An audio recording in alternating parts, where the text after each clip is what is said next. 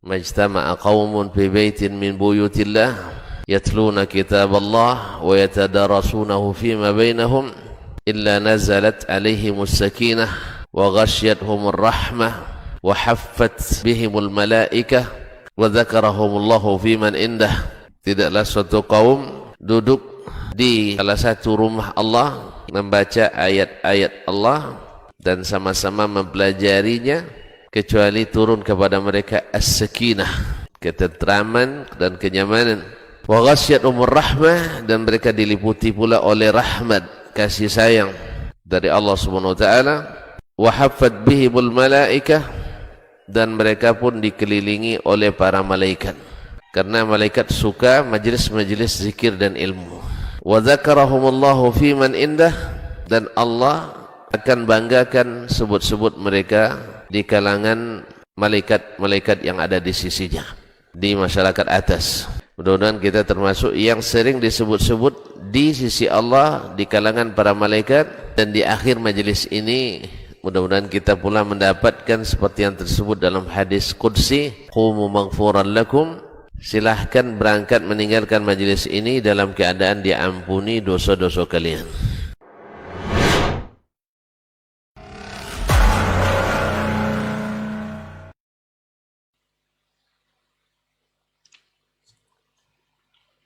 Baik. Bismillah. Assalamualaikum warahmatullahi wabarakatuh. Waalaikumsalam. Alhamdulillahirabbil alamin wassalatu wassalamu ala asyrafil anbiya'i wal mursalin wa ala alihi wa ashabihi ajmain, amma ba'd. 91,1 FM Radio Robani merajut ilmu dan peradaban, generasi Robani dan pemirsa KMTV dimanapun antum berada.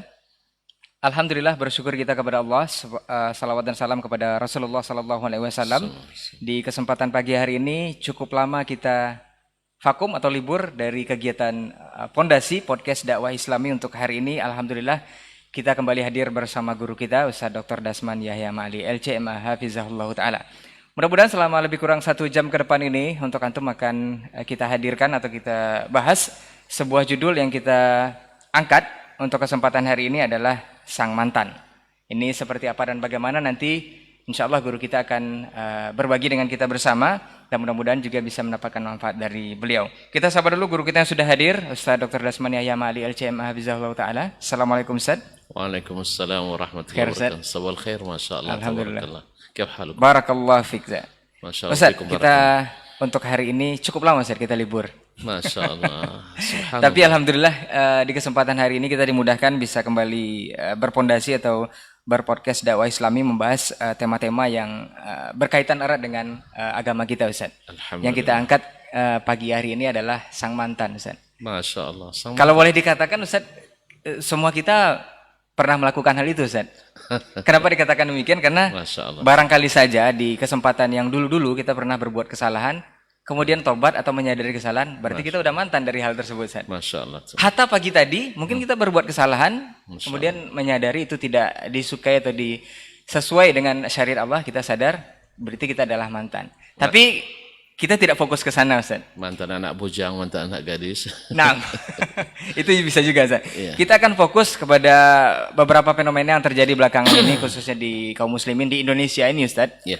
Banyak orang-orang yang mengatakan mereka adalah mantan dari sesuatu dan mengungkap hal-hal yang tidak sesuai dari sesuatu tersebut ke publish Ustaz, sehingga menjadikan ini rancu atau menjadikan berbagai pertanyaan di kalangan kaum muslimin, khususnya terhadap dakwah salaf ataupun dakwah yang hak ini Ustaz. Mungkin yang perlu kita ketahui dulu di awal Ustaz, biar tidak menyimpang atau tidak salah pengertian, sebenarnya arti kata salaf ini apa Ustaz? Apakah kita semua pengikut salaf? Atau jangan-jangan nanti kita bisa terjebak juga jadi mantan salaf Ustaz? Ini masyaallah. Jadi maksudnya mantan salaf gitu. Naam Ustaz. Barakallahu fiik. Bismillah wassalatu wassalamu ala Rasulillah wa ala alihi wa sahbihi wa man walah wa ba'du. Ahlan wa sahlan bikum min jadid. Kembali kita dipertemukan Allah Subhanahu wa taala. Alhamdulillah. Dalam pondasi yang mungkin sudah vakum cukup lama sekali. Karena beberapa alasan dan beberapa kesibukan. Alhamdulillah pagi ini kita bisa kembali mengangkat tema yang Masya Allah sang mantan, jadi mantan pondasi juga. Alhamdulillah. Pertama, memang sudah tren pula di hari-hari ini istilah mantan.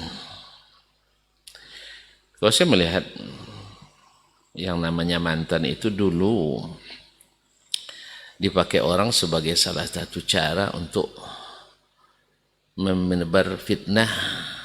Kalau bahasa kampung saya keboji.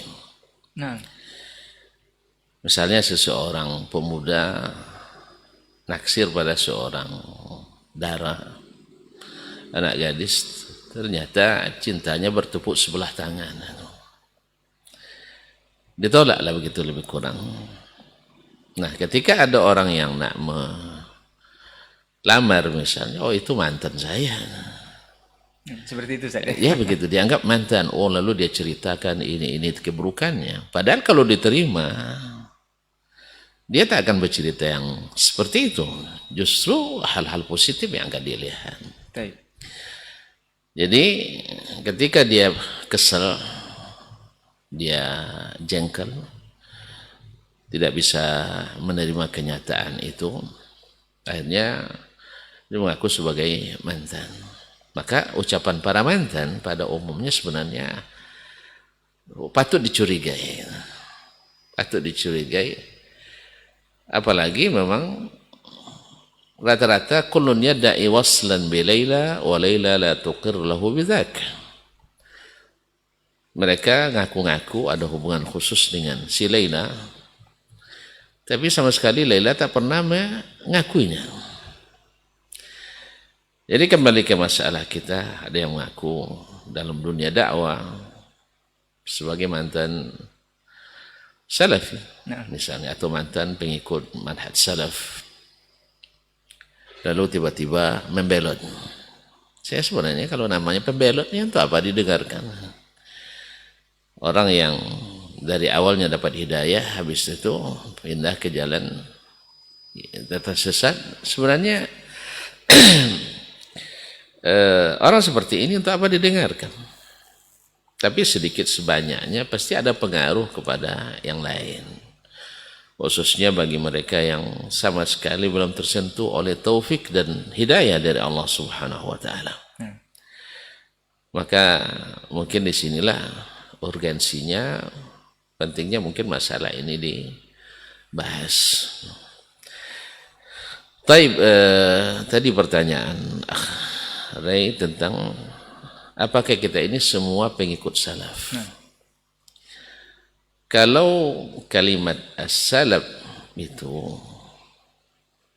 ada pengertian lugawi atau makna etimologi, makna bahasa, dan ada makna terminologi atau al-makna al-istilahi wal makna syar'i.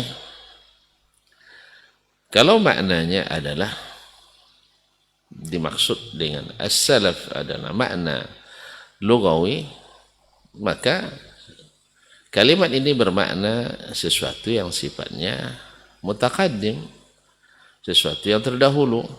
Kullu ma taqaddama alaina aw sabaqana fahuwa salaf, yaitu semua yang lebih dahulu dari kita itu adalah as-salaf. Baik khairu salaf maupun syarru salaf, baik salaf yang sifatnya baik maupun salaf yang sifatnya buruk. Sama juga dengan pengertian misalnya as-sunnah menurut bahasa.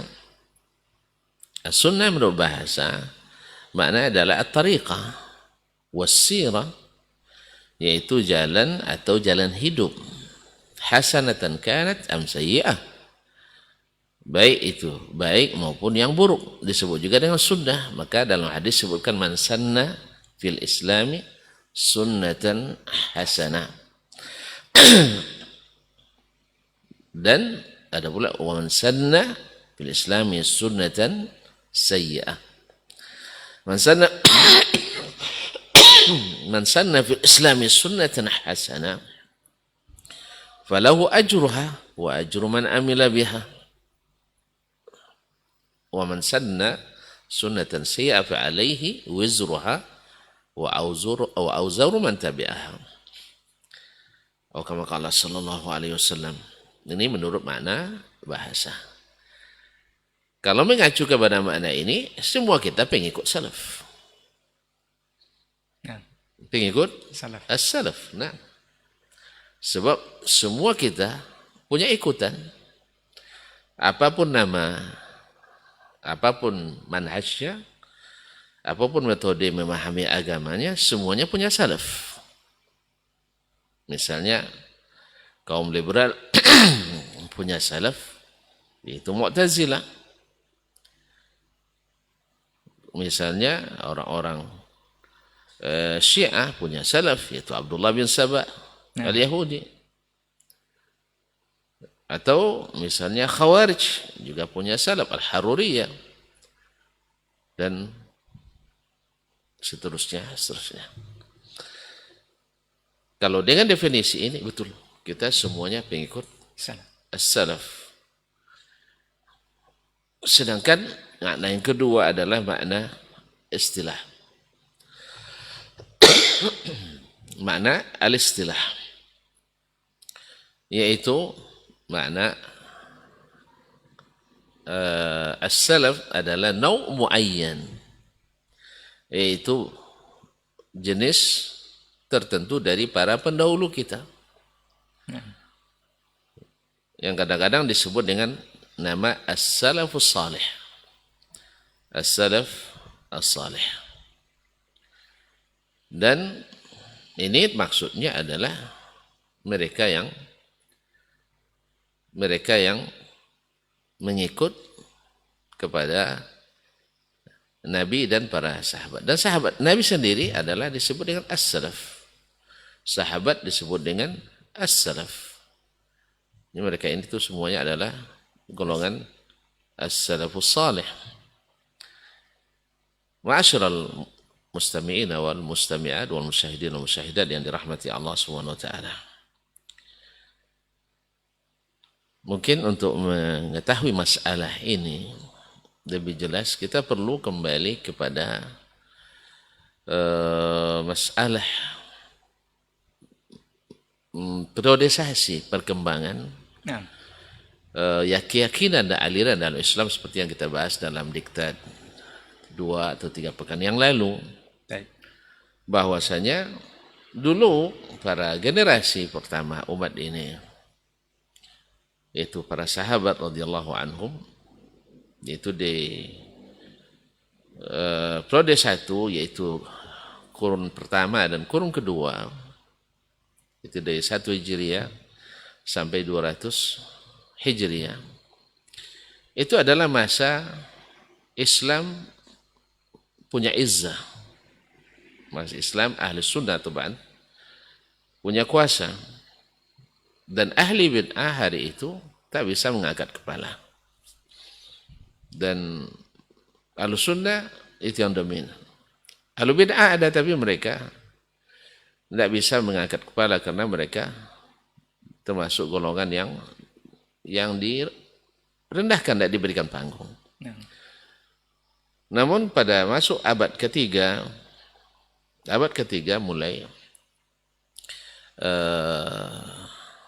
generasi para pemerintah didekati atau disusupi oleh orang-orang Mu'tazilah sampai mereka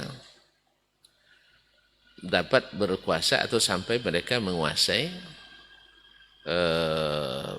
atau mempengaruhi lah, bukan menguasai, mempengaruhi pusat-pusat kekuasaan.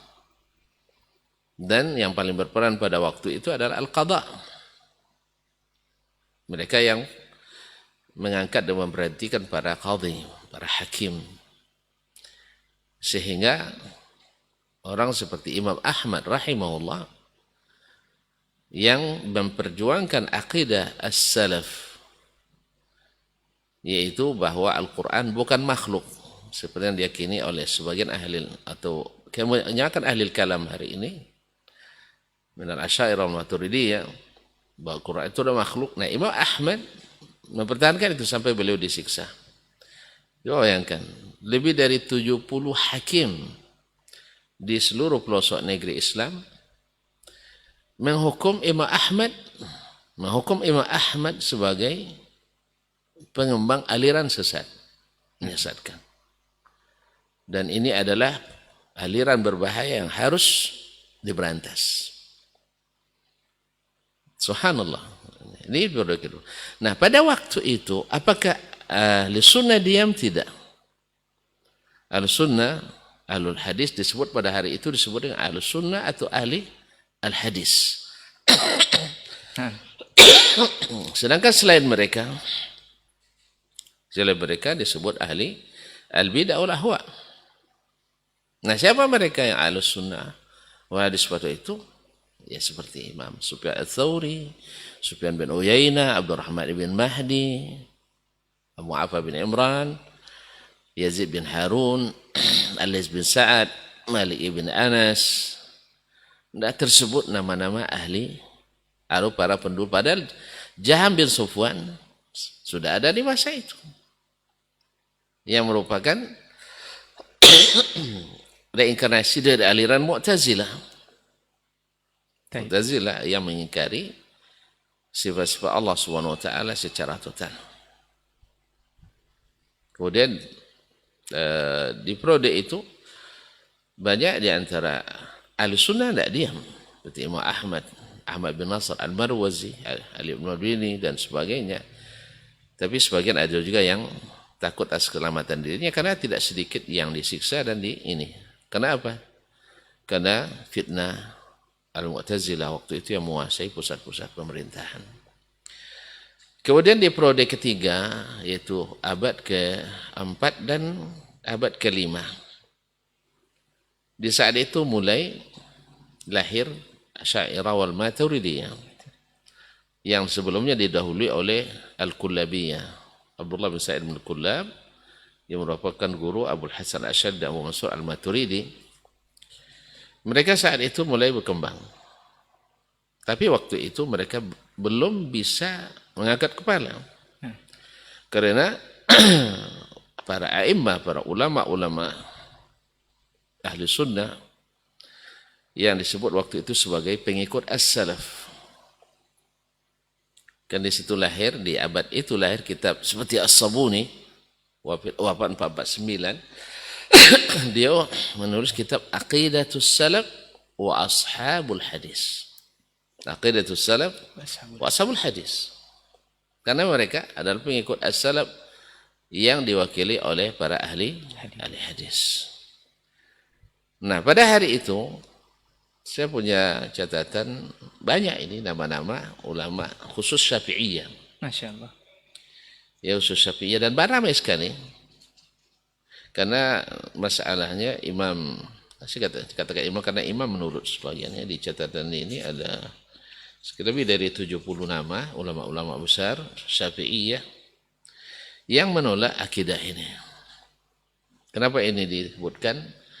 Karena As-Subki Al-Ibn Tajuddin As-Subki dalam Tabaqat Asy-Syafi'iyyah Al-Kubra menggambarkan bahwa tidak ada yang mengikuti mazhab atau tidak ada yang mengikuti akidah as-salaf, tapi dia tidak menamakan as-salaf akidah selain Asy'ariyah di kalangan Syafi'iyah, kecuali mereka-mereka yang tak patut disebut namanya dalam mazhab Syafi'i. Nah, ya bahasanya begitu. Jadi orang-orang mazhab Syafi'i yang tidak ikut mazhab Asy'ari dalam bab ini, dalam bab akidah, dianggap mereka yang tidak punya nama sama sekali. Pada situ ada seperti Abu Hamid Al-Isfirayini sampai Abu Bakar Al-Baqillani, pembesar Asy'ari di masa itu, sezaman dengannya, tidak mampu bertemu dengannya. Karena dia disebut dengan Asy-Syafi'i Tsalis, Syafi'i ketiga. Nah, Syafi'i ketiga. Imam Syafi'i, kemudian ada Al-Bazi, Syafi'i kedua, dan Abu Hamid Al-Isfirayini adalah Syafi'i yang ketiga. Di dalamnya ada Muhammad ibn Ishaq ibn Khuzaimah, penulis Sahih ibn Khuzaimah. Dia menulis kitab Tauhid dalam 2 jilid. Oleh tokoh Asy'ari seperti Abu Umar Ar-Razi, kitabnya itu disebut dengan Kitabul Kufri Wasyirik. kitab kekufuran dan kesyirikan.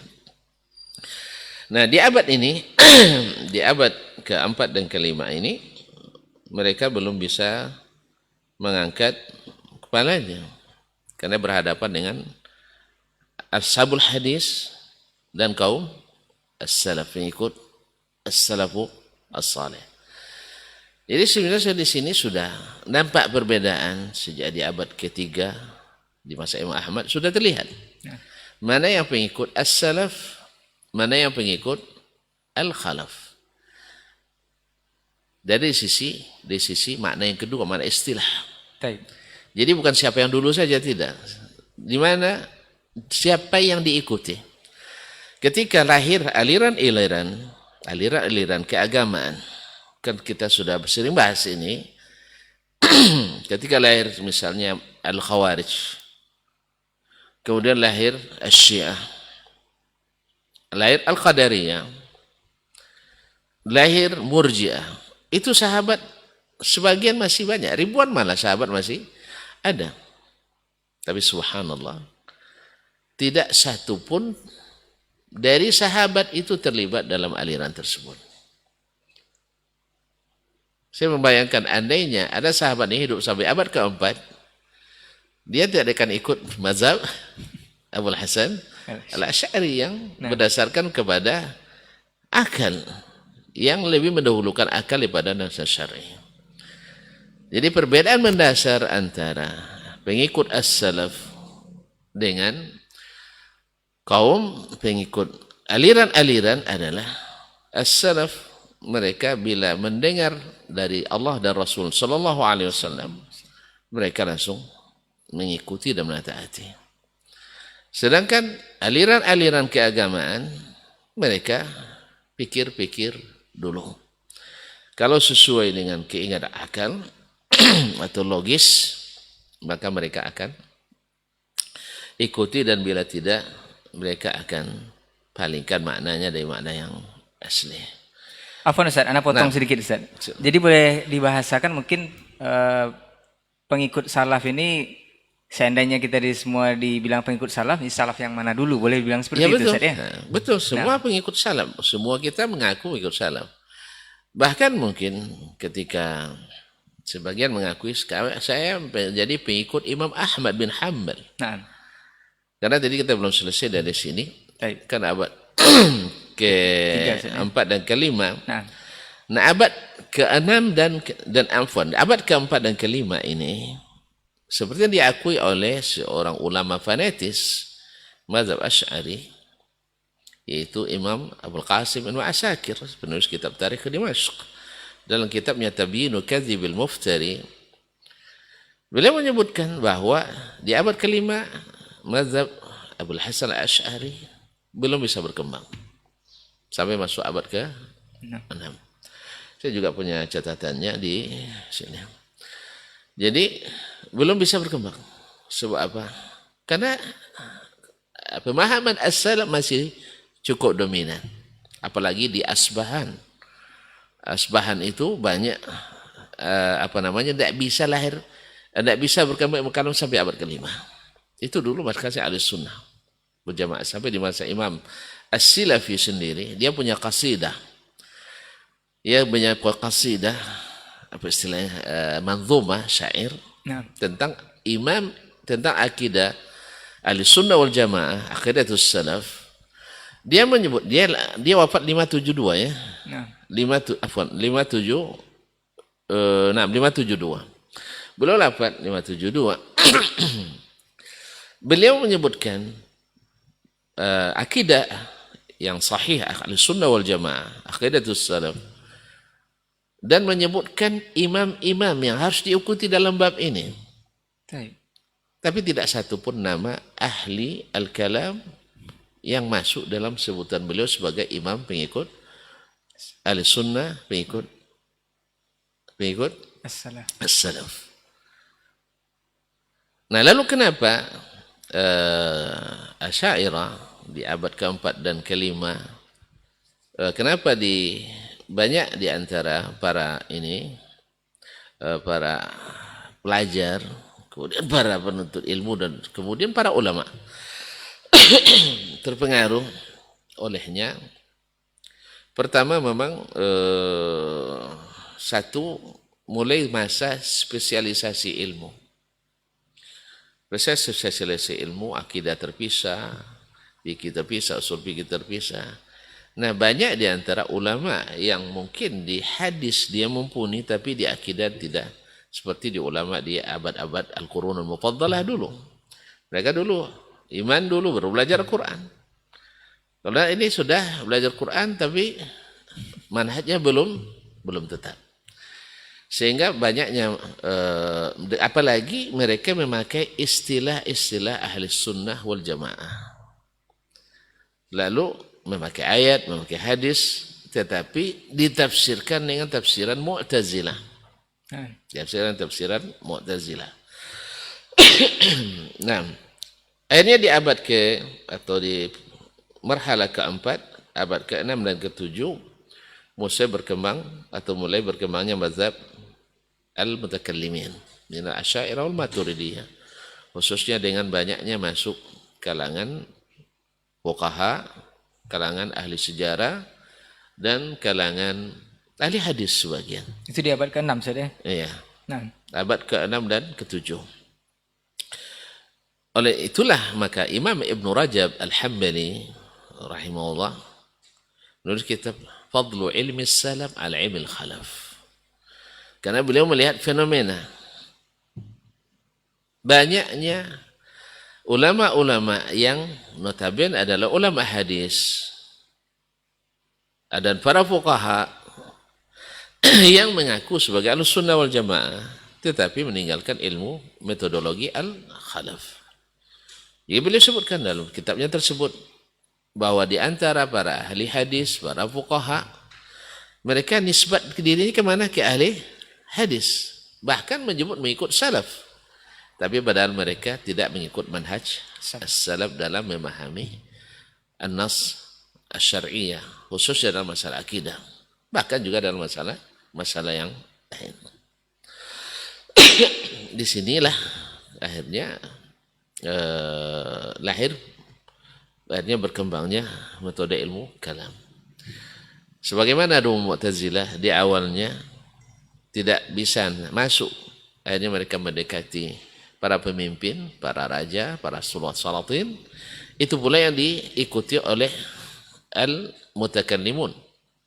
Mereka pun masuk ke tempat-tempat penguasa, ruang-ruang kekuasaan, dan menjadi pembisik.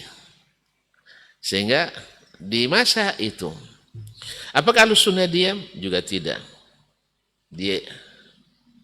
Ketika para abad ke-8, setelah mereka sudah sampai ke pusat-pusat kekuasaan, mereka menghasut para pemimpin, para pemerintah untuk memberangus orang-orang yang berpemahaman as-salaf.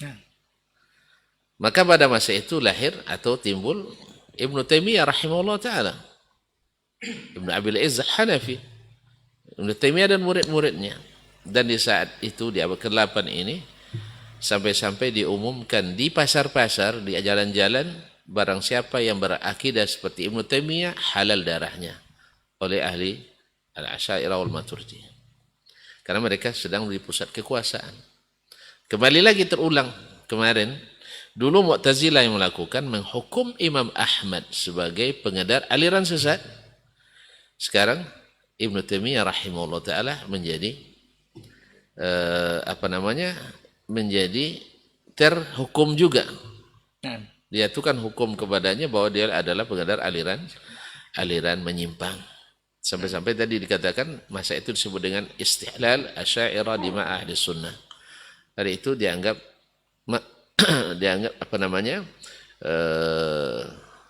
dihalalkan darah ahli as-sunnah.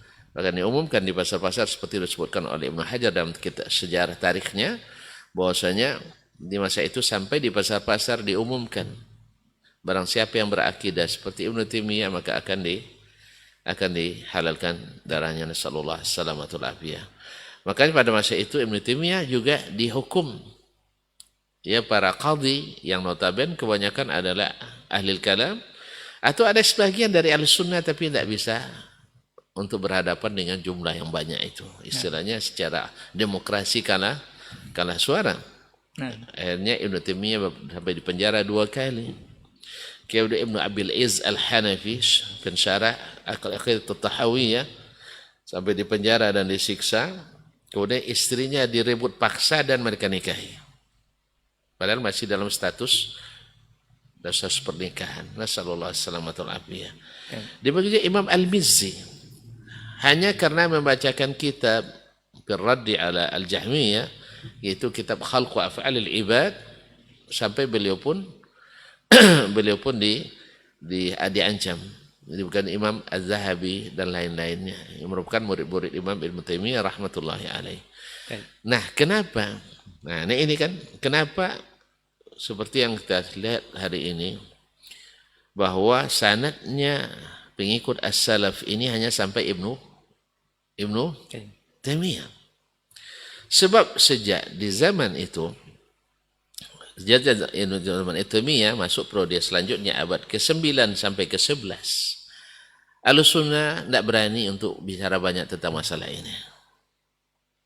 Tidak bisa menjelaskan kesesatan akidah para golongan menyimpang itu. Sehingga masyarakat tidak terbiasa dengan nama-nama ulama-ulama as-salaf. Pasti yang disebut akidahnya Ibnu Taimiyah. Sampai di abad ke-12, yaitu periode ke-7, lahir Syekh Muhammad bin Abdul Wahab di Jazirah Arab. Akhirnya masyarakat begitu lama tertidur pulas, tidak tahu akidahnya seperti apa secara ilmiah ya, walaupun masyarakat awam secara fitrah mereka insya Allah akidahnya salim. Nah, ini yang kaum terpelajarnya. Sehingga nama-nama ya, seperti Abu Zur'ah, Abu Hatim, kemudian Ali bin Madini, Ahmad bin Nasr Al-Marwazi, Sufyan bin Uyainah, Abdurrahman bin Mahdi, Waqi' bin Al-Jarrah, itu tidak ada dalam kamus akademisi ilmu akidah. Yang ada adalah Abu Hasan Asy'ari, Abu Mansur Al-Maturidi, Abu Bakar Al-Baqillani, Ibnu Furaq, dan Ar-Razi, Az-Zamakhsyari, dan sebagainya. Jadi wajar kalau seandainya ketika lahir dakwah ini dibawakan oleh Syekhul Islam sebelumnya Ibnu Taimiyah, kemudian oleh Syekh Muhammad Abdul Wahab, orang akan mengatakan sanadnya hanya sampai Ibnu Taimiyah dan Muhammad bin Abdul Wahab. Wajar, karena memang mereka tidak punya kamus nama-nama itu, tidak ada. Andainya mereka ketemu dengan qasidah misalnya As-Silafi tadi, Abu Tahir As-Silafi, dia akan tahu nama-nama orang yang memperjuangkan akidah di masa-masa berhadapan dengan Mu'tazilah. Tidak seperti yang diklaim oleh Asy'ariyah bahwasanya Imam Abu Hasan Asy'ari adalah orang pertama yang menolak Mu'tazilah. Asy-Syafi'i berdebat dengan bermunazarah mereka dengan Abdul Aziz Al-Kinani bermunazarah dengan Al-Mu'tazilah. Cuman bedanya Al-Mu'tazilah Al-Kalamiyah yani Al-Kullabiyah dan Mutakallimin, mereka memakai metodologi ahli Mu'tazilah, sedangkan Abdullah bin Sa'id Darimi misalnya memakai Al-Quran dan Sunnah serta athar dari sahabat Nabi. Jadi ketika umat Islam lama tidak membaur dengan akidah salaf ini, sehingga mereka terbiasa dengan nama-nama itu. Kita misalnya di Indonesia ini, antum ketika belajar akidah dulu, nama siapa yang sering tersebut? Itu kita. Nama siapa yang sering disebut? Tidak pernah kita mendengar imam misalnya Sufyan bin Uyainah, tidak pernah kita mendengar Imam Syafi'i dalam akidah, sampai-sampai kemarin-kemarin ya, belum lama lagi ada yang berani mengatakan Syafi'i tidak ahli dalam bidang akidah. Tapi selalu setelah kita buktikan riwayat-riwayat dari Imam Syafi'i, baru mereka bilang, oh mereka sama akidah dengan Al-Asy'ari. Lalu kita bilang, kalau mau sama akidahnya dengan Asy'ari, kenapa tidak disebutkan Syafi'i saja misalnya kan? Onda spesialisasi dan sebagainya, ada kitabnya dalam masalah akidah. Lalu kita sodorkan ada kitab usul usul akidah al-sunnah, syarh akidah al-sunnah, murid Asy-Syafi'i Al-Muzani. Tetapi tidak istilahnya tidak sistematis seperti yang ditulis oleh imam ini. Jadi alasan-alasan awalnya Syafi'i dianggap ada ahli akidah. Nah sekarang datang lagi giliran atau periodisasi bahwasanya membawa Syafi'i sepaham dengan kita, Ahmad sepaham dengan kita. Dicari kalimat-kalimat yang fi syubhat lalu ditinggalkan yang terang al-wadhihat. Nah, jadi wajar kalau seandainya ada yang mengatakan bahwa kita ini semuanya pengikut salaf. Ya, bahkan ada yang mengatakan kamilah justru yang salafi sesungguhnya itu. salafi sejati. Awak tidak juga berani mengatakan awak salafi sejati kan, tetapi kita katakan kita sangat gembira kalau seandainya semua mengatakan harus mengikut salaf, mantap. Ya, tapi salafnya yang mana ini? Salafnya yang mana? Ini yang perlu digarisbawahi. Garisbawahi. Jadi kemudian ada yang mengatakan mantan, atau kembali kepada masalah mantan tadi. Nah, mantan itu ada dua sebab. Satu, karena ditolak mungkin.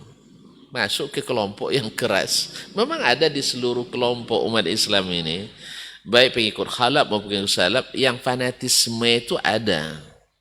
Fanatisme buta ke guru itu ada, gulu ke guru itu ada. Walaupun atas nama as-salaf ada. Walaupun tidak mengatakan fanatis, tapi tetap ada di seluruh kalangan. Saya mengatakan dari seluruh kalangan. Makanya Nabi SAW dilarang sahabat, karena potensi gulu itu di sahabat juga ada. Tetapi Nabi melarangnya, la tutruni kama atratin nasara Isa bin Maryam. Jangan kamu melebih-lebihkan saya seperti orang Nasrani melebih-lebihkan Isa bin Maryam. Sebab semuanya ada yang gulu. Dan hari ini kita ada gulu. Masuk dia ke kelompok yang seperti ini. Akhirnya dia kecewa. Mungkin ngaji 2 hari. Mata melotot ke dia semua. Malumlah awal-awal ngaji kan tidak berjenggot. Sudah itu celana isbal. Blue jean pula. Kaos pendek ketika sujud terbuka belakang misalnya. Orang pada nengok ke sini. Akhirnya ini tidak nyaman ngaji di sini. Gitu ya. Akhirnya bercerita bahwa saya adalah mantan salafi. Berarti ini dipukul global saja keseluruhan. Ya. Dia menemui beberapa saja. Iya, dia menemukan personal. Dan yang seperti ini bukan orang biasa. Dia orang-orang yang bergelar doktor kadang, orang-orang yang. Tapi mohon maaf, apakah dia paham tak apa yang dimaksud dengan as-salaf tadi? Paham tak dia imam-imam as-salaf? Saya yakin tidak. Dia boleh dibahasakan sebenarnya mereka bukan mantan tapi militan sebenarnya. Militan sebenarnya bukan. Yang di-up ke publish ke khalayak. Sebab ketika kita lihat bahasanya kan sama dengan orang yang tidak mengerti salaf sama sekali. Seperti katanya, seperti ada seorang dari Yaman. Kalau bicara tentang ilmu dengan ilmu logika, antum keok dibuatnya. Lewat. Meyakinkan sekali. Dia bilang, misalnya, mereka tidak punya kaedah-kaedah ilmiah kecuali dari Ibnu Taimiyah saja. Nah, ini rujukan prioritas mereka katanya, Ustaz. Taib. Akhi, antum sekarang misalnya di abad ini, saya melihat itu suatu kewajaran. Ketika yang paling viral dengan ilmu hadis di abad ini, ya untuk masalah hadis misalnya, siapa yang paling viral? Si Al-Albani. Maka orang akan banyak merujuk Al-Albani. Tapi kalau dia bukan pengikut salaf misalnya, dia adalah pengikut sufi, dicarinya yang ahli hadis kalangan sufi, Al-Ghumari, Ahmad Siddiq Al-Ghumari. Itu hal yang wajar. Ketika dulu yang intens, setiap ada masalah pelanggaran dari kalangan Sufi, Syiah, Al-Asy'ariyah, maka Ibnu Taimiyah menulis kritikan. Mereka jawab dengan 1 jilid, dia tulis 3 jilid untuk menjelaskannya. Sehingga sampai mereka kehabisan bahan. Ibnu Taimiyah kalau menulis rad seperti masalah qada dan qadar atau seperti masalah menolak Al-Mu'tazilah, cara fikir Mu'tazilah, dia menulis kitab 14 jilid, 10 jilid, Dar'u Ta'arud al-Aqli wa Naql. Menolak klaim bertolak belakang antara akal dengan nakal yang akal yang dipikirkan, nakal yang diriwayatkan. Tidak bertolak belakang. Sampai beliau mengeluarkan kaedah yang Masya Allah, la yata'arad al-aqlu as-sarih ma'an naqli as-sahih. Takkan mungkin bertentangan akal sehat dengan nakal yang sahih. Bila bertentangan, pasti salah satu yang ada masalah. Nakalnya tidak sahih atau akalnya tidak sahih. Kita sudah buktikan bahwasanya akal tak akan menolak dalil-dalil. Kalau menolak berarti akal ada masalah. Nah. Atau dalil yang tidak pada tempatnya. Dalil yang tidak sahih atau tidak pada tempatnya. Nah, kenapa Syekh Muhammad bin Wahab jadi rujukan? Nah, karena setelah tertidurnya umat Islam di saat terancam nyawanya di masa-masa berkuasanya Asy'ariyah al-Alul Kalam di pusat kekuasaan pada takut untuk menampakkan diri. Biarlah daripada bikin masalah diam. Nah, Syekh Muhammad Abdul Wahab melihat fenomena yang mengemiriskan hati yang dilakukan orang-orang akibat meninggalkan manhaj as-salaf. Nah. Apa itu? Berapa banyak kubah-kubah dibangun di di kuburan-kuburan di Jazirah Arab, Makkah dan Madinah, kuburan Baqi. Antum bukan nanti jadi kubah yang diruntuhkan oleh kaum Wahabi. Ya. Akan terlihat lebih megah dari masjid sebagiannya. Dibuat di atas kuburan. Antum menangis enggak? Orang yang ahli tauhid menangis enggak melihat seperti ini? Kalau orang-orang yang tidak bertauhid, iya dikatakan ini sebagai memuliakan wali, sebagai ini kan pikirannya memuliakan. Nah. Tapi Nabi melarang alaihi salatu wassalam. Ini yang difahami dari as-salaf. Kata Aisyah, kalau bukan karena takut kuburannya dikeramatkan, la ubriza qabru, nanti dipindahkan kuburannya ke Baqi di tempat yang terbuka. Tapi karena takut maka diletakkan di kamar Aisyah radhiyallahu taala anha. Apa sebab? Nanti kultuskan. Kalau sempat la ilaha illallah, kuburan Nabi di Baqi, terbayang oleh antum itu. Nanti bisa-bisa nanti orang Wahabi melarang ziarah kubur seperti mereka klaim. Apa sebab? Banyak nyungkur-nyungkur di situ nanti. Yang mengambil-ngambil pasirnya, akhirnya nanti habis tanah kuburan Nabi alaihissalatu wassalam. Akhirnya terpaksa berijtihad sebagian daripada tanahnya habis nanti dibangun bangunan megah di atasnya. Jangankan kuburan Nabi alaihissalatu wassalam, kuburan Khomeini saja di di Iran itu dibangun dengan dana 6 miliar dolar. Berapa duit 6 miliar dolar sih? Kuburan dengan dana 6 miliar dolar. Kuburan itu saja. Iya. Sebab apa? Sebab pengunjungnya setiap tahun melebihi jumlah orang umroh ke Makkah. Dan pasti di situ ada kota. Ada kota. Pendapatan asli. Pendapatan asli daerah. PAD saja. Nah ini ada salafnya, ada. Tapi bukan salafus saleh, tapi salaf ini. Jadi kenapa dikatakan imamnya sampai Muhammad? Iya, mereka belum terbiasa. Padahal dulu sudah ada, Ustaz. Imam-imamnya dulu sudah ada sebenarnya. Cuman mereka cuman mengenal Ibnu Taimiyah saja atau seperti apa? Iya, itu ya, karena itu yang dikenal. Nah. Jadi kalau mereka mengenal Ibnu Taimiyah itu karena kontradiktif, bukan karena mengikut. Baik. Nah, bukan karena ikut. Ditambah lagi sebagian dari yang mengikut as-salaf ini memang mereka sebagiannya tidak merujuk kecuali ke Syekh Muhammad Abdul Wahab atau Syekh Ibnu Taimiyah dan murid-muridnya. Walaupun sebenarnya kalau antum baca kitab-kitab mereka, kitab Ibnu Taimiyah penuh dengan riwayat dari as-salaf. Kitab Ibnu Syekh Muhammad Abdul Wahab penuh dengan riwayat kepada as-salaf. Nah. Tetapi mereka tidak melihat itu. Karena mohon maaf, pembesarnya saja tidak baca, apalagi pengecilnya. para pembesarnya tidak baca, mereka hanya melihat dari tulisan-tulisan guru-gurunya. Misalnya ini kan kitab Fathul Mannan, Pinak di Kalamid Dhalid Dahlan, mengambil dari Syekh Ahmad Zaini Dahlan. Ahmad Zaini Dahlan yang mengklaim bahwa Syekh Muhammad Abdul Wahab itu haus darah. Dia sendiri wafatnya di mana? Di Madinah, di bawah pemerintahan Wahabi. Meninggal dengan tenang di Madinah. Jadi kalau dia dusta, akan bertanggungjawabkan dustanya. Cuma dusta ini dusta yang istilahnya dusta jariah gitu. Akhirnya menyebar ke seluruh dunia Islam. Fitnatul Wahabiyah menjadi rujukan utama untuk menolak dakwah as-sunnah ini. Makanya mantan-mantan ini saya melihat bagaimana cara mereka berbicara. Sebenarnya mungkin mantan 2 hari saja, atau jangan-jangan cinta semalam. Ya, cinta semalam. Jadi atau mungkin masuk ke kelompok yang tadi fanatis. Sebab saya melihat di antara kawan-kawan kita yang mengatakan pengikut salaf. Betul. Sampai mengatakan Syekh Fulan maksum. Coba bayangkan. Mungkin karena berdebat ya, sedang panasnya dia bilang Syekh Fulan maksum. Afwan dari as-salaf, Ustaz? Iya. Nah, iya dari kita. karena saking gulunya. Nah, gulu tadi. Nah, Gulu tadi. Dan keedah-keedah ini pakai ahli bid'ah juga sebagian kita masih memakai. Kamu harus baca di grup kan? Baca grup. Ini misalnya ana menjelaskan akidah saya seperti ini. Lalu antum bilang, "Enggak, amalan antum lazimnya seperti ini." Syekh, saya mengatakan begini. Itu ketika saya amalkan mungkin saya salah waktu itu. Tapi enggak, dia enggak mau nerima. Oh, asal salah, enggak ada tobatnya.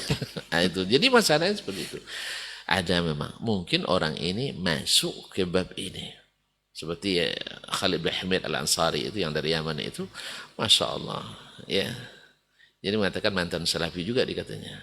Afwan Ustaz, tapi mantan ini Ustaz katanya ini dilakukan niatnya baik Ustaz agar umat tidak terkecoh dengan salafi wahabi ini, makanya dipublish atau di-up ke media agar tidak terkontaminasi. Yang namanya mantan, apalagi mantan yang kecewa, tidak akan ada baik. Seperti Laila tadi Ustaz ya? Iya. Nah. Asal mantan yang kecewa tak ada baiknya. Nah. Tapi ini diantara beberapa cuma faktornya masalahnya rata-rata mereka mengatakan tadi yang saya katakan tidak merujuk kepada as-salaf. Nah, yang salaf sebenarnya kita. Ya, apa sebab? Isu yang disebutkan oleh syekh mereka bahwa yang mengaku menghidupkan dakwah as-salaf hari ini orang-orangnya sanadnya sampai Ibnu Taimiyah. nah, itu yang selalu jadi. Iya. Nah. Antum menangis, antum bacakan nanti kitab seperti saya bacakan Aqidatus Salaf wa Ashabul Hadis Usman As-Sabuni. Ya. 449. Nanti insyaallah kalau Allah memberikan waktu umur dan panjang, kita bacakan kitab Asy-Syari'ah lil Ajurri, Syekhul Haramin Makki. Syekhnya Tanah Haram. Nah. Dalam kitabnya Asy-Syari'ah, dia wafat 363 Hijriah. Nah. Berarti sezaman dengan siapa? Pendiri ilmu kalam. Nah, Syekh Abdul Hasan Al-Asy'ari. Tidak ada dia menukil dari, justru menolak pemahaman itu. Tidak ada ahli sunnah yang menganggap itu pemahaman sunnah di masanya. Cuman karena menggunakan istilah-istilah yang dipakai oleh ahli sunnah, sehingga akhirnya banyak yang terkecoh dan terpedaya oleh itu. Karena mereka menyebut hadis, menyebut sunnah, membantu sunnah, ahlu sunnah, dan sebagainya. Tapi metodologi yang dipakai adalah metode Mu'tazilah. Ya. Allah musta'an. Baik. Jadi perbedaannya di sana, Ustaz ya? Iya, benar di situ. Bagaimana dengan penamaan-penamaan ini, Ustaz? Yang katanya dari rentetan bukti yang dijabarkan oleh sang mantan ini, kan banyak juga di antara ikhwan-ikhwan kita yang membangun masjid dengan penamaan para sahabat, Ustaz. Tapi diklaim itu adalah sekedar topeng saja. Karena ada, misal, Ustaz, Masjid Umar bin Khattab, Ustaz. Tapi di sana tidak mensyiarkan sholat tarawih yang seperti Umar bin Khattab, malah melarangnya. Taib, satu. Dan segala macamnya, Ustaz. Satu, Umar bin Khattab radhiyallahu ta'ala anhu, tentang masalah dia sholat berapa? Tarawih. Iya, berapa rakaat? 23. Nah. Riwayat lain mengatakan 36. Taib. Nah, gimana? Makanya secara riwayat tidak ada riwayat yang sahih maqati' semuanya. Riwayat-riwayat sejarah saja. Walaupun guru kami Syekh Atiyah Muhammad Salim menyebutkan dalam kitabnya Salatul Tarawih munzu akthar min alfi amin fil Masjid Nabawi. Tapi secara sanad masyhur memang. Taib. Kalau dia lakukan 36, kenapa antum tidak lakukan 36 juga? Kenapa 23 aja? Nah. Yang pertama. Yang kedua, Umar tak pernah mewajibkan 23. Tak pernah mewajibkan 23. Yang ketiga, justru yang maklum Dan kan mutawatir riwayatnya. Salat sahabat itu sejak zaman Nabi adalah 11 dengan witir. Ini yang masyhur. Lalu kita bangun Masjid Umar bin Khattab, lalu tidak 23 otomatis tidak pengikut salaf. Yang kita maksud as-salaf tu akhi, itu yang kadang perlu didudukkan. Ini sebagian mereka asal ada satu orang yang melakukan itu mewakili seluruh salaf. Bukan itu yang kita maksudkan. Yang kita maksud dengan as-salaf itu adalah mereka itu melakukan ijma'nya mereka melakukan atau sebagian melakukan tidak ada yang mengingkari. Tapi kalau masalahnya masih khilafiyah kita kembalikan kepada Al-Quran dan Sunnah Nabi. Nanti dibilang lagi ini penyesatan ini. Kembali pada Al-Quran Sunnah penyesatan. Masya Allah. Al-Quran mengatakan bahwa kembali padanya sebaik-baik cara dan tafsir yang paling bagus. Nabi SAW dan Sunnah mengatakan bila berselisih kembali Al-Quran dan balik kepada Sunnah Nabi SAW, Sunnah Khulafaur Rasyidin. Tapi dianggap itu sebagai penyesatan. Ya tahulah kita. Ya kalau Allah dan Rasul saja dibantah, apalagi kita. Jadi dikatakan kedo. Atau misalnya ada yang mengatakan masjidnya Utsman bin Affan tetapi tidak azan dua kali. Atau tidak tahu Utsman dulu berapa lama dia azan sekali aja. Kemudian di masa Ali bin Abi Thalib, apakah azan 2 kali atau tidak? Berarti Ali tidak mengikut salaf. Katanya pengikut mazhab. Menghormati ulama mazhab. Jadi di antara ulama mazhab sendiri ada khilaf dalam masalah ini. Dalam mazhab Syafi'i ya ada beberapa pendapat. Walaupun yang mutamat adalah azannya dua kali. Kemudian azan 2 kali ini bukan jarak 10 menit atau jarak 2 rakaat salat. Tapi maksudnya adalah azan pertama itu untuk orang bersiap sebelum masuk waktu. Bukan setelah masuk waktu. Kita kan yang berlakukan setelah masuk waktu. Habis itu salat 2 rakaat, habis itu berazan kedua. Bukan itu. Yang di masa Utsman itu. Kalau itu bikin orang terlambat juga yang kayak gitu. Penerapannya juga keliru. Penerapannya keliru memang. Jadi apakah setelah itu semua orang mengikuti Utsman setelah itu? Walaupun banyak masjid Utsman mungkin setelah itu di Masjid Utsman di Madinah disebut. Orang juga tidak azan dua kali. Padahal Masjid Utsman. Jadi tidak bisa dikatakan. Atau kata mazhab Syafi'i, ya Masjid Imam Syafi'i lalu tidak kunut subuh. Misalnya. Kaum muslimin ada. Ya, memang selalu dikait-kaitkan dengan hal-hal tersebut. Sebenarnya ini debat-debat kusir yang seperti ini. Debat-debat. Ustaz, ada ayat Al-Quran ini koreksi kalau ana salah Ustaz. Ini watilkal amsalu nudawiluha bainan nas. Hari itu kami putar di antara manusia. Artinya watilkal ayam misalnya.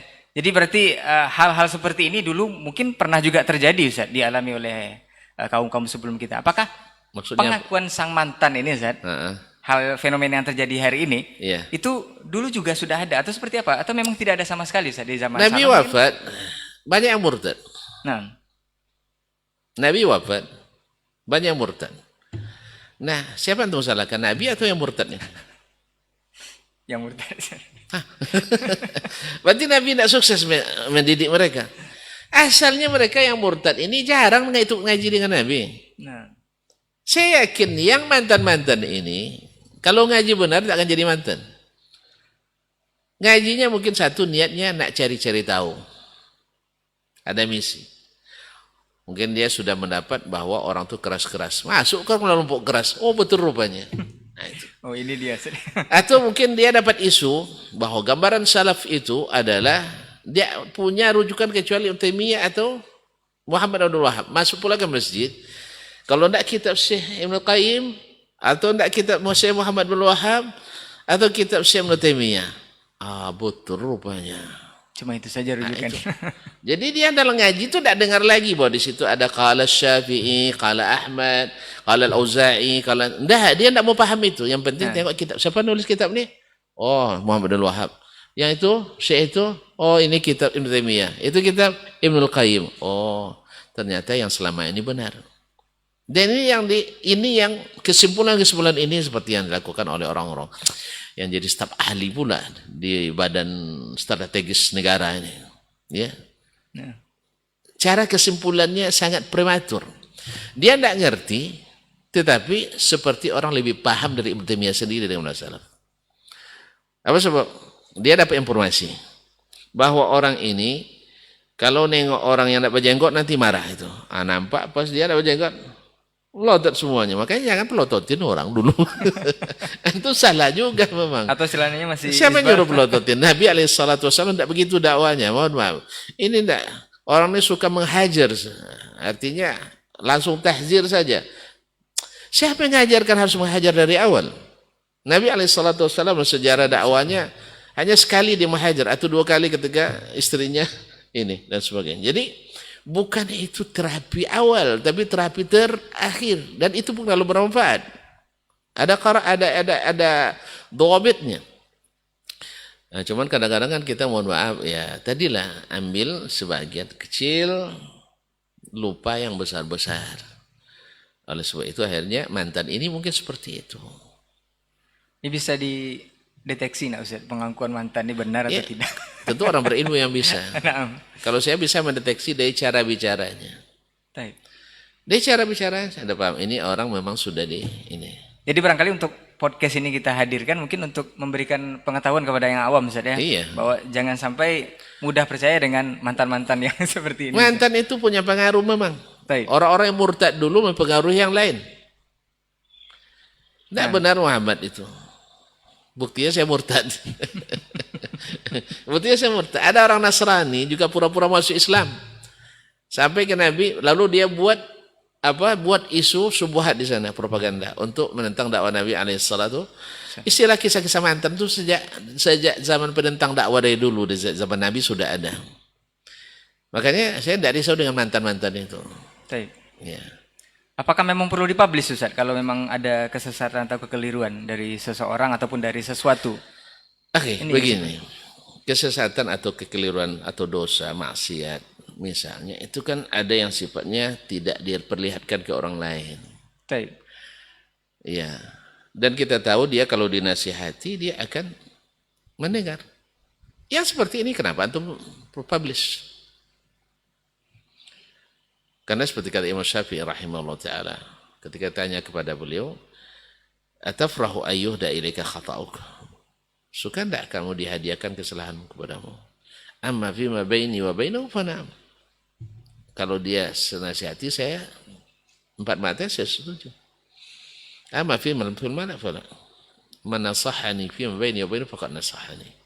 Siapa yang menasihati saya di depan saya 4 mata dengan saya, itu yang menasihati. Nah. Wa man nasahani fi mala'in faqad fadhahani. Orang yang menasihati saya di depan khalayak ramai, ini bukan menasihati tapi membuka rahasia saya, kekurangan saya. Nah, dalam hal ini kalau antum mampu seperti ini. Cuman ada kesesatan yang sudah terlanjur semuanya mendengar, dipublish. Kalau bisa antum membujuk untuk mencabut, dan ini memang susah. Satu, kita memang susah untuk melakukannya karena rasa segan dan takut.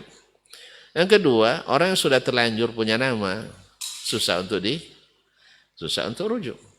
Karena berat memang. Mengakui salah itu berat. Hanya orang-orang hebat saja. Nah, oleh sebab itu, dan bila sudah diketahui secara umum, maka kita ini kan. Cuman tentu saja menyebutkan kesalahan secara ilmiah tanpa menyebut nama tentu lebih utama daripada menyebut nama. Tapi kalau seandainya mudaratnya sudah berkaitan langsung dengan nama itu, maka ada pula masanya itu dibolehkan, wallahu taala alam. Mungkin untuk ikhwan-ikhwan atau saudara-saudara kita yang barangkali sedang menuntut ilmu hari ini Ustaz, khususnya di dakwah salaf ini Ustaz. Bagaimana agar mereka tidak menjadi bumerang bagi dakwah salaf ini seperti yang sudah dijadikan oleh pengakuan sang mantan ini. Seperti yang antum bilang tadi Ustaz, ketika baru ngaji itu melihat orang yang tidak berjenggot itu sepertinya sudah ahlun nar saja Ustaz. Ini nasihat antum seperti apa Ustaz untuk teman-teman kita yang seperti ini?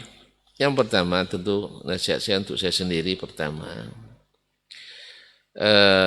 sebagaimana dalam bidang keahlian apapun, kita jangan berikan senjata pemungkas kepada pemula.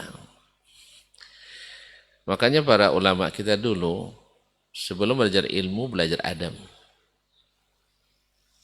Belajar ilmu, belajar adab dulu.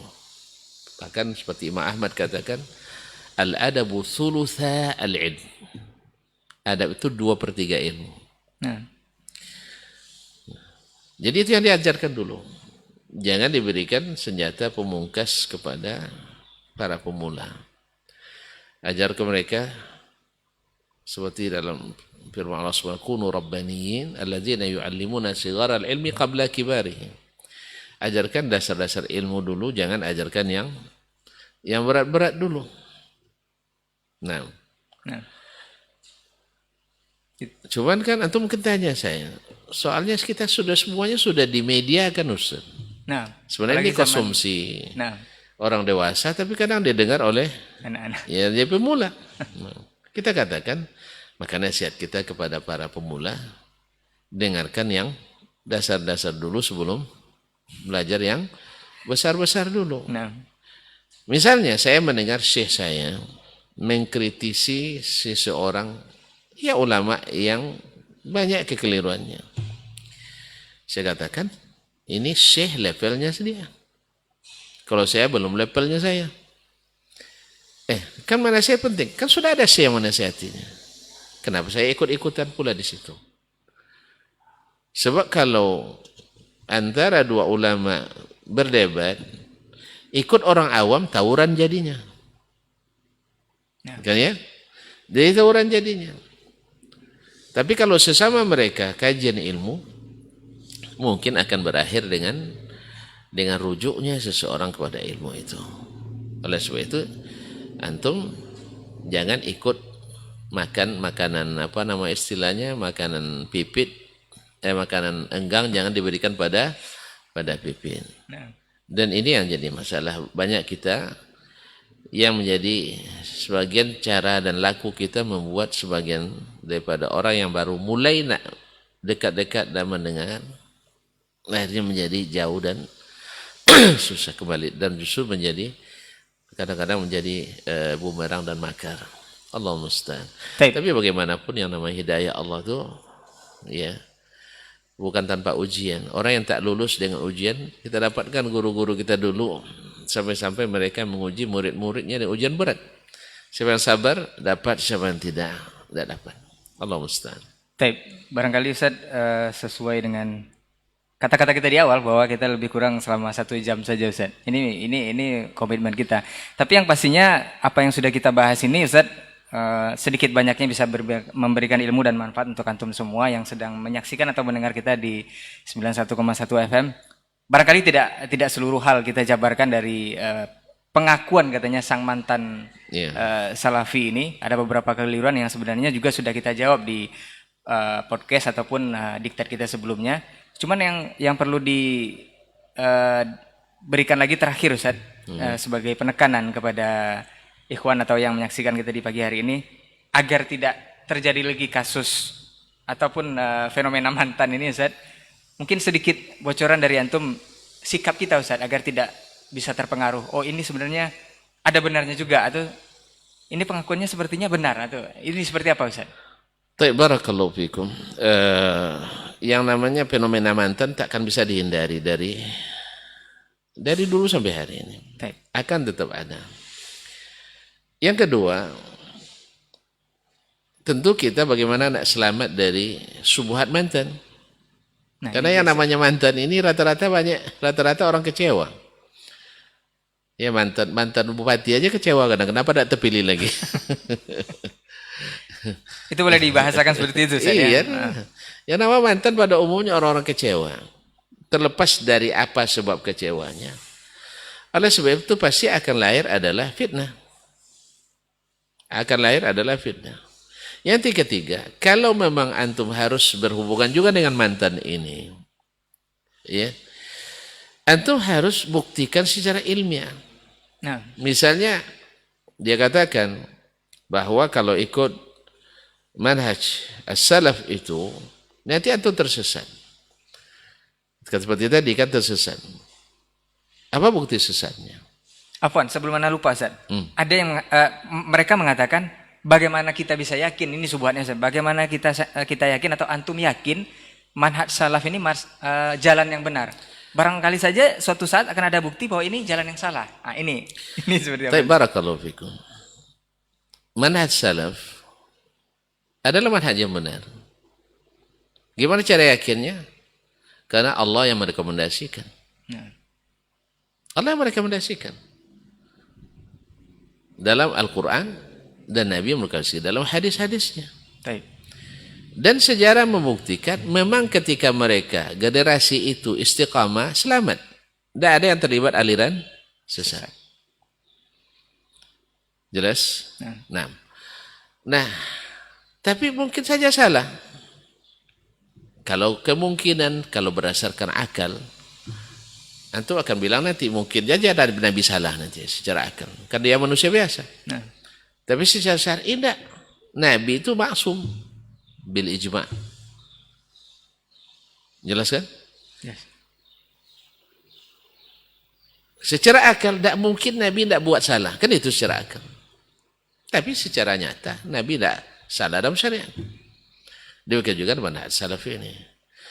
Nah, ketika kita menyebut manhaj salaf, bukan pendapat orang per orang, bukan.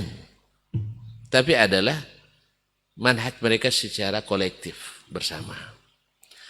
Bagaimana mereka memahami Al-Quran dan hadis Nabi alaihissalatu wassalam. Bawa riwayat satu saja yang mereka menolak, misalnya sifat Allah karena tidak sesuai dengan akal.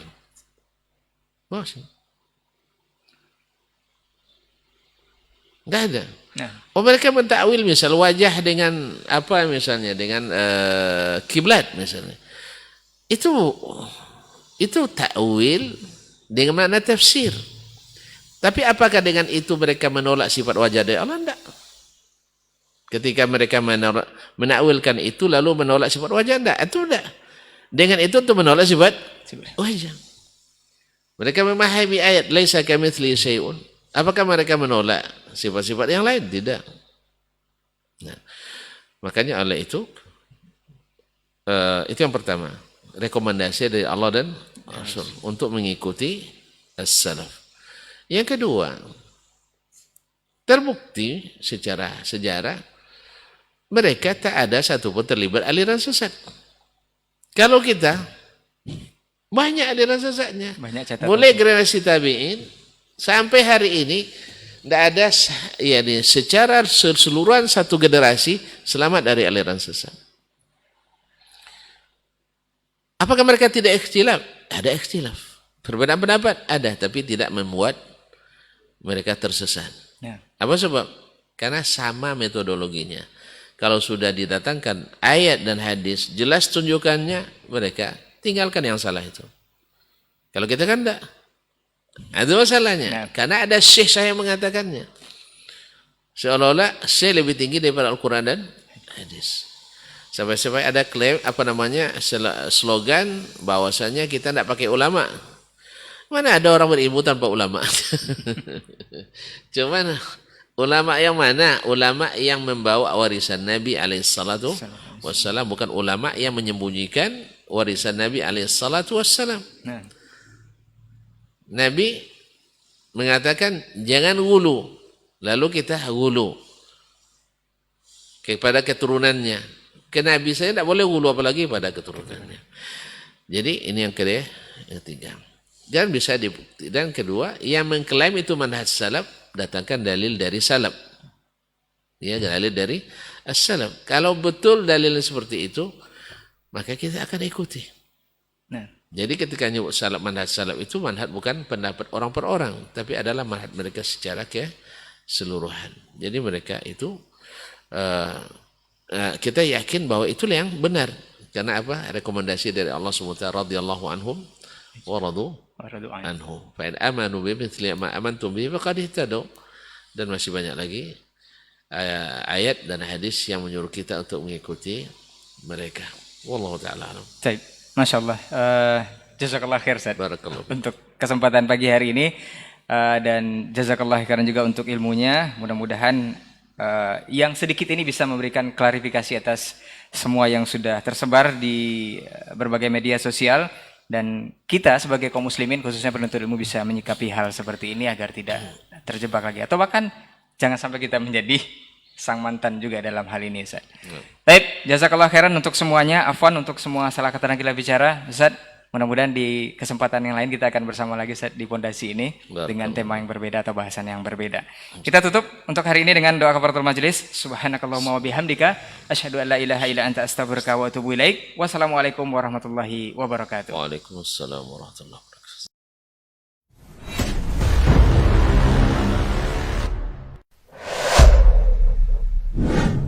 Kalaulah baginda Nabi alaihi salatu wassalam yang diajar langsung oleh Allah, yang berikan dia ilmu langsung dengan wahyu, tetap tidak bisa diterima oleh semua orang.